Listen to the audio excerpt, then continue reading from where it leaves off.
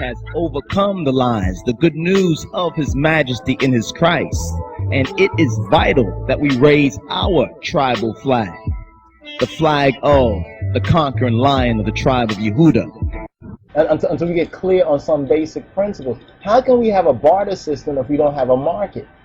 First of all, you have to, and when I think about it, the whole market system comes out of Africa, comes out of the biblical times.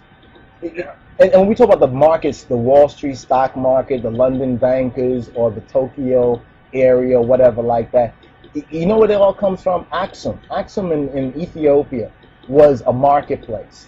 Some say it was a well or a watering station and like a crossroads, and everybody came to that crossroad. They would exchange goods and services, so forth and so on at that crossroad, and that's what grew up into a city, because everybody knew that we meet here. And some people said, you know what, this is a good spot to be. I ain't leaving this spot because, I could survive, I could interact with people, learn different cultures, so forth and so on, trade with them, and make a fortune or whatever like that. So the market idea is something that we terribly have lost. You see what I'm saying? We don't have a market idea, a market economy. But look, one thing we all as Rastafari share on a certain level is business. I mean, what some would call the hustle. You understand? Is a sense of business. Every Rastafari on some level or another is a businessman, or if you want to speak about it in another way, is hustling something. Whether it's hustling the herb.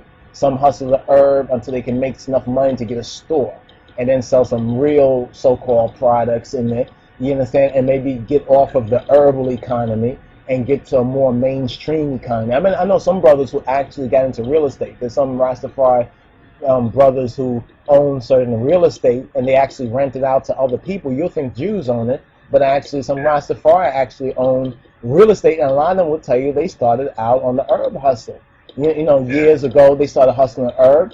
You understand? And I don't know if they got into other type of contraband.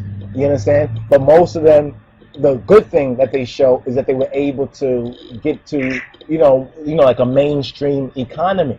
But if we don't bring up the issue of economy, then we're not being serious. We're not being rational about the time that we're living in.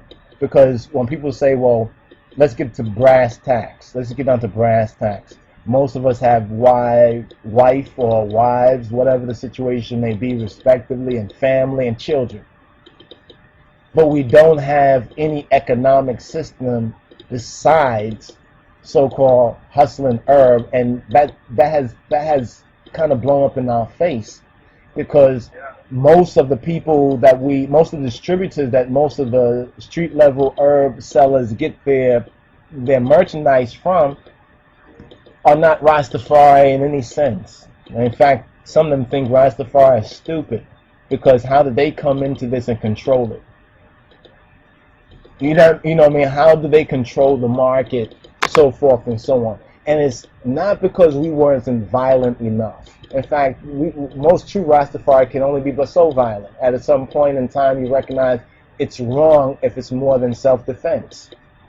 You know what I mean? It's just plain and simple wrong, according to the principles of His Imperial Majesty. But it's because we did not understand, you understand, and even have the opportunity, you understand, to really understand law successfully and correctly. Like, we'll definitely touch on those. And when the Lamb opened the seventh seal, silence covered the sky.